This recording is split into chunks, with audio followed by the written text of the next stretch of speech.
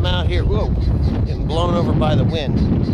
Anyway, this is the alfalfa field that I planted on Sunday. As you can see, there's water, water, water, and now mud. I think I sunk about 8 inches, but I planted this on Sunday, and I just saw one. Where the heck are these things? See, now they washed in really nice. I didn't roller harrow it because it was too wet, and I knew the rain was coming. So I just let it, let the rain wash the seed in. Ah, there's one. I'm gonna stick my foot right there. See that little devil? It is sprouted. Looks good. Now, here's another one. So they all look pretty darn good. Now, I went to the other field and it looked just as good. That was a no-till field. It was soybeans last year, and I just spun it on top. And I spun it in with perennial rye and orchard grass. And I cannot find any of the perennial rye or orchard grass seed, but the alfalfa has worked in maybe 1/8 to 1/4 of an inch to just under the surface.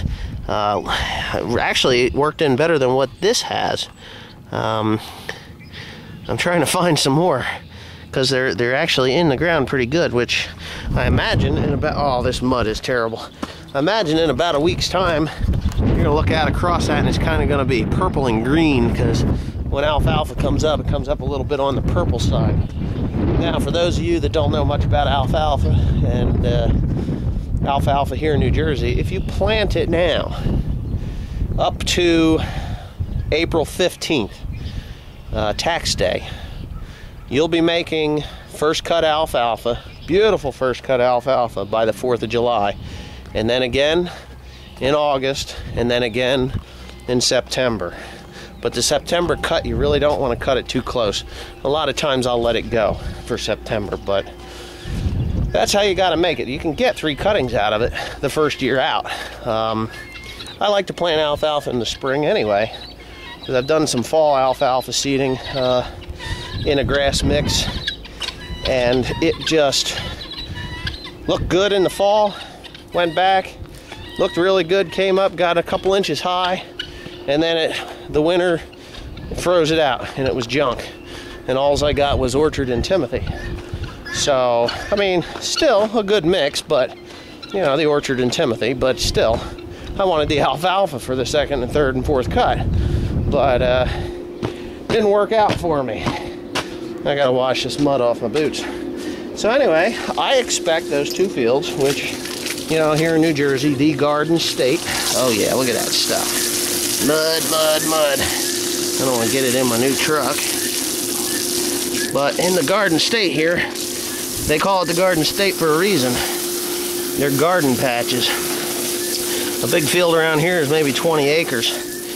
Some of you guys out west, think 20 acres. Well, shit, that ain't worth bothering with. Well, here in New Jersey, I like 20-acre field. You get a lot done in a short time because you can, you're there for a little while, but, an average size field around here is 10, 12 acres. 8, 10, 12 acres in there. So, get a bunch of 8, 10, 12 acres. They add up after a while. And really, for erosion reasons, is why they're that small. As you can see out there from my grandmother's house, there's a terrace for that 12-acre field, and then the next field down is an 8-acre field, and then the next field down from that is a 4-acre field, and then it's a creek. It's actually quite a gully, but anyways, that's what we're up to. So I guess that's it.